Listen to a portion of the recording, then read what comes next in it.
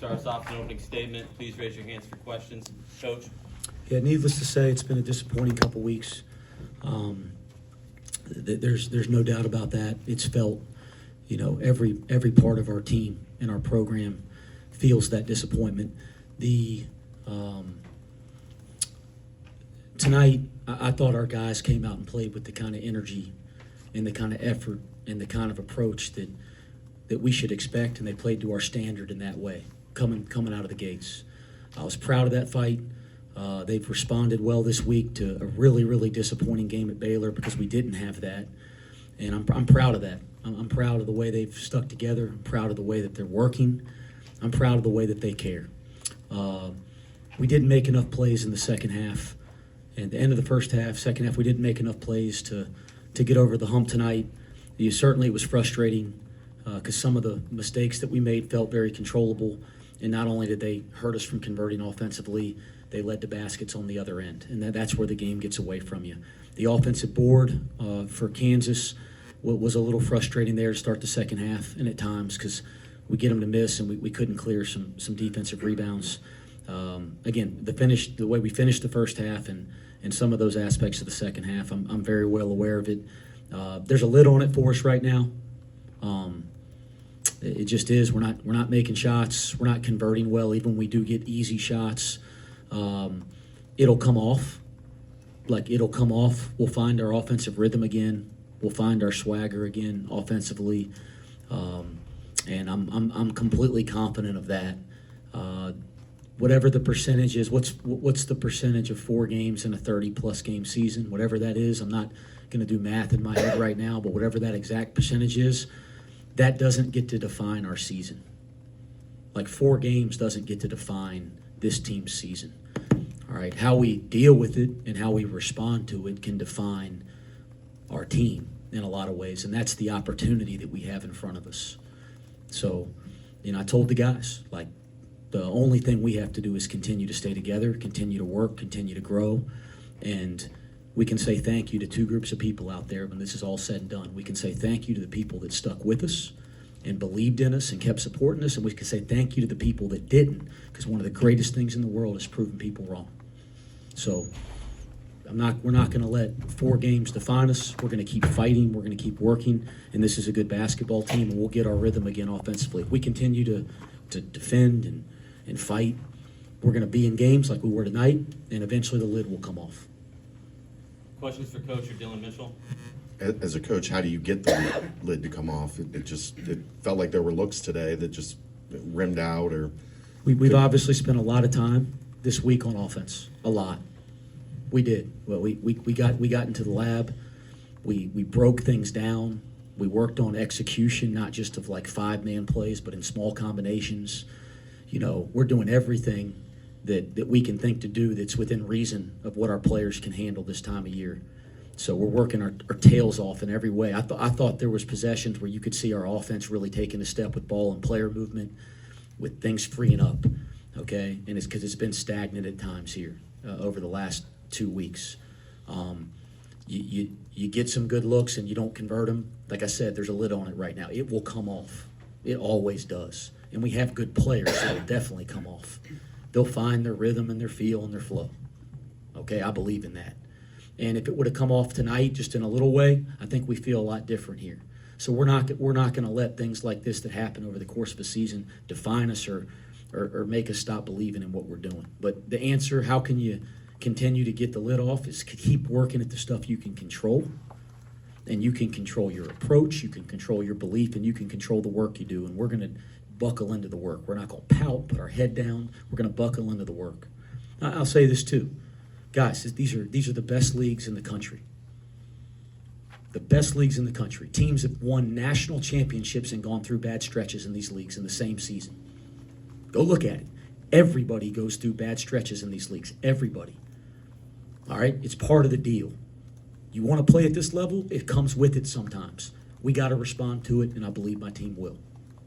You have a couple starters that are having rough stretches, as you mentioned. How do you tell shooters to keep shooting? Because it's human nature to be gun shy, I would think, after missing a ton. You tell them to keep shooting, like I told them tonight. keep shooting the ball. We believe in our guys. Take shots that are the kind of shots you shoot. Keep shooting the ball. Kind of going off Chad's question, but more from the mental side of shooting. How do you go about getting that confidence back and inspiring your guys and just trying to remind them that they're in this? Yeah, I got no like trick here. Like there's no tricks. If there was a trick, I'd have pulled that trick out of the hat three games ago. Okay, you just get back to work. You stay together. You make sure that the things that define your identity, right? That you stay true to those. You continue to work with the only people that matter right now are the people in our locker room. You stay connected with those people, and then you work at the things that you can control. And there's a lot of stuff that we need to work on right now. And again, better shots tonight, I thought, than the last two games over the course of 40 minutes. It'll come off. And then we got rid of some of the poor. We got to generate some more easy baskets. It'll come off. I'm not going to sit up here and blame my players. I'm not going to say we all got to get better, every single one of us, and we will. Bench rotation changed up a little bit. What did you think about C.J. Frederick, Josh Reed, and then Arrington Page making a big impact tonight? Yeah, listen, Connor Hickman has been dealing with a foot injury. He's a shell of himself. He knows that. He's barely practiced. I mean, he's walking around in the boot, his foot's stiff, and he's just trying to play in games. And him and I had a conversation. He knows it. I know it. He's just not himself. We got to get him back to being healthy and being himself. And he can really help this team. He's a great offensive player, a great offensive weapon. We need him to help this team.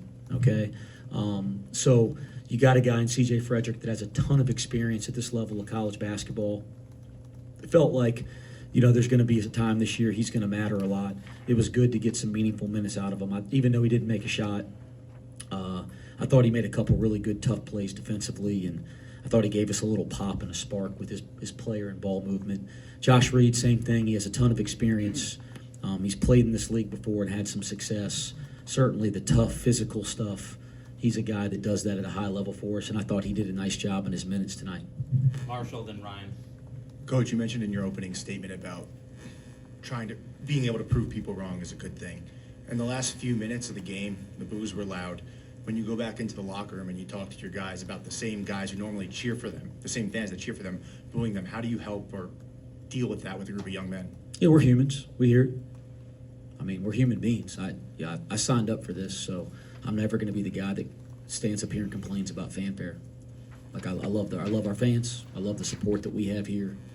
I understand if they're frustrated because we haven't played well for 2 weeks. But as I said, people that stick with us and keep fighting for us, thank you. And the people that don't, thank you, because we'll prove you wrong. And that's what I told the team in the locker room. Dillon, as someone who's kind of been through the grind of the Big 12 multiple years, played at a high level, what do you personally do to try to help get this team back on track?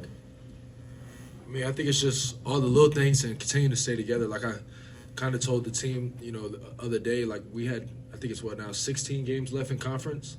Like I don't even know if we've played that many games so far. Like there's still a lot of season left. And I think we just got to continue to stay together, continue to work hard every day in practice, and then translate. Bring what we do in practice to the game, all the little details that we work on and go hard in. I mean, there's so much basketball left. And we trust the coaches. We trust each other. We know, shots are going to start to fall. When it does, everything's going to open up for us. And I just think if we just got to continue to lock in, continue to stay focused on the details, continue to stay together. I mean, that's the biggest thing. It's all about the 15 other guys in that locker room and all the coaches. That's all it's about. That's all that matters. So continue to stick together, stay together. And, I mean, there's a lot of basketball left. We just got to keep fighting. And we're going to respond. I know it. Mike. Dillon, obviously Wes has a lot of confidence in you and the team. When you're going through what you're going through like today, how hard is it to go through that and maintain the belief that it will get better? I think it's just trusting the work that we put in, trusting the work that every day, it doesn't matter if it's individual workouts, practice. I mean, just trusting the work that we put in every day. I think that's the biggest key. We work. I mean, that's what we're all about. So now it's just about responding, continuing to stay in the gym and continue to work. Don't let it bring us our confidence down if shots aren't falling. And I mean, just trusting our work and go on the court, play free, play with confidence. I think that's the biggest thing, and eventually it will get there, and shots will start falling for us. Dillon, how'd you feel like you responded coming off of the 0-point outing against Baylor? I mean, the 0 points didn't bother me. It was more of I didn't rebound the ball too well against Baylor. I think that's the one thing that kind of bothered me the most. So I think it just starts off with the intensity, just coming out, playing hard, not really overthinking the game and just letting the game come to me. And, so I wouldn't even say this not scoring bothered me. It was more of, not rebounding the ball. That's something I want my identity to be is rebounding. So not rebounding the ball as well as I needed to, that's something I was kind of frustrated with myself a little bit about. In the back. Yeah, anything specific either of you can ask specifically from the fans going forward with this tough Big 12 slate ahead? Yeah, we need you. Need you. You were great. I thought the energy in that building was great tonight. It was great against Arizona. We need a lot of support. Again, these leagues, and there's a handful of them in the country. They're monsters, and we've gone through a rough stretch. But we need people not to give up on us, as Dillon said. There's a ton of basketball left, and our team's going to get in the right spot. But we need as much help as we get. I thought we had that in there tonight. Last year, Jizzle came off the bench, Day started. Do you entertain any changes there, or is that more of a problem than it's worth? I don't think that. I think both of them are going to play significant minutes. I think they're both currently playing significant minutes. I think they're both going to continue to play significant minutes, and that's not something that we spend any time thinking about. But they're both incredibly important to our team. So whether or not they run through the little tunnel that the guys make when their name's called, that's irrelevant to me. We're just going to try to find the right combinations, and those guys are going to be a part of those combinations. That's inevitable. Ryan. Wes, Dane had 7 points with 6:41 remaining in the first half. Who's this? Dane Skillings only had 2 shots the rest of the game. Is there anything that Kansas did to kind of take him away, or is it just him playing within the flow of the game? Yeah, I mean, like I said, everything's on the table for us offensively, and he's a guy. We got a lot of guys that are, not in their offensive rhythm, and a number of guys at the same time here over 2 weeks, which has been tough. Dan's not been one of those guys. He's generally a guy that you don't have to call a lot of specific plays for because he just kind of finds shots and finds opportunities. We didn't have that in the second half. It'll probably be something we look at on the tape. Not the result you wanted, but holding a team like Kansas to 54 points, like how many positive nuggets is that for you guys, when you probably break this down later? We got back to defending and rebounding tonight. That needs to be expected. That was the disappointing part of Baylor. And we can't stop that just because we didn't get the result that we want. And again, little come off. We defend and rebound, we're going to be just fine. Neil. Dillon, was Kansas doing something defensively there to really kind of take away and make things a little bit troubling there on the offensive end? Obviously, with how the shooting went, were they doing something that kind of surprised you guys a little bit there? No, I don't think so. I think it's just all about us. Control what we control. I thought we had some, down the stretch, some rough turnovers that, was kind of our mistake. We had control of it. We kind of made some turnovers. So I didn't think it was really anything they were doing. I mean, they got a great defensive team, don't get me wrong, like every team in the Big 12. But I kind of thought it was just us making some turnovers, maybe not making smart decisions on some plays. And really it was just down the stretch, those last 6 minutes or so in that second half. So, I mean, they're a great defensive team, but at the end of the day, I think it all comes down to us if we want to win and just doing the little things that we work on in practice every day. Any more questions? Thank you, guys. Thanks, fellas.